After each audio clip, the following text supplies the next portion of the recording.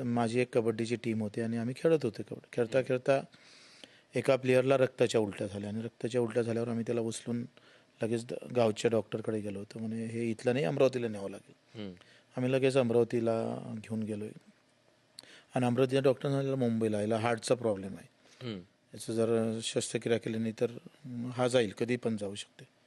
मुंबई पाहिलीच नाही, नावच पहिल्यांदा ऐकलं आहे. त्या अशा अवस्थेत आम्ही सगळं होतो आहे. आणि पैसे कसे, म्हणजे मुंबईला जायचं कसं, तर आम्ही कधी फायनल जिंकलं नाही. कबड्डी कधी हारतच होतो नेहमी आणि टॉपवर जायचंच नाही. पण आम्ही जिज्ञासाने उपविजेतेपद आम्हाला भेटलं आणि त्याच्यात 2100 रुपये आम्हाला बक्षीस मिळालं. ते घेतलं आणि पैसे कमी होते तर आईनं मग कापूस विकून मला पैसे दिले. तेव्हा 1-1.5 क्विंटल कापूस विकला होता आणि त्याच्यातून मला पैसे भेटले आणि मी मग विदाऊट तिकीट जायचं ठरलं आहे मुंबईला.